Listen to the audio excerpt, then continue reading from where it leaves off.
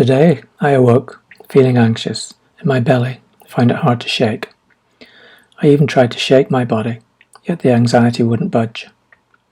What I noticed was that my mind searched for meaning, for what was causing my anxiety, and really, I couldn't find anything that made sense. And of course, there were lots of possible contenders. I wondered where I might get our next free food delivery. All slots were taken. Is it safe to go running? Will I catch COVID-19? Will the world ever be the same again? Will there be riots as I watch Trump back right-wing armed-to-the-teeth men standing on the steps of a state senate building, challenging self-isolation and social distancing? The possibilities ramped up, yet I knew my anxiety was just that. Non-specific anxiety, as described by the American Statistical and Diagnostical Manual of the Mental Disorders, version 5, from the American Psychiatric Association. DSM-5 for short. Reassuring, eh? When I shared with my partner, I was able to breathe once again and acknowledge that my anxiety was familiar to me. In the past, I would have woken daily with the same feeling in my belly. It persisted for years in my childhood and into early adulthood.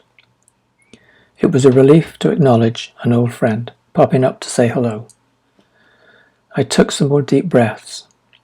Later in the day, in conversation online with 3 others, someone mentioned how this pandemic, this crisis, is affecting us all, and it occurred to me that the feeling in my belly from earlier was a younger part of me, my little boy, afraid of the uncertainty and unsure that any of the grown-ups. Okay.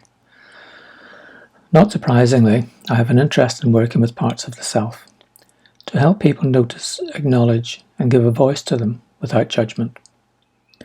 This crisis is frightening for all of us, and it makes the younger parts of us feel unsafe and insecure and anxious. When the adults and children are anxious, finding ways to reassure becomes challenging. What I try to do is to stop, check in with my inner world, and offer reassurances. Give a voice to those older anxieties that are easily triggered at these times, and remember to breathe. I've also found writing this daily collection of random thoughts and experiences without judgment to be helpful. Early on in the pandemic, I began to reach out, inviting colleagues to meet for support in groups, as well as increasing peer consultation as a way of managing my anxieties away from clients. It has been important for me to reach out to others, sharing these feelings, knowing that I am not alone and that others are in the same boat. After this morning's near meltdown, I feel calmer in acknowledging and sharing all aspects of myself and my body's reactions.